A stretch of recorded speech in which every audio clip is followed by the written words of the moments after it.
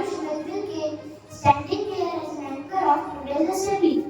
So let's start our day with good thought. For good thought, I will write good thought. So our good thought is success is a success is a great thought is 7 August is declared as National Animal Day.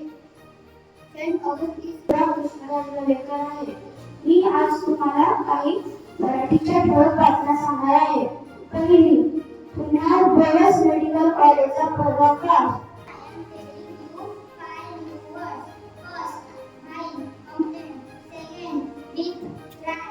Third, bracket, full for school.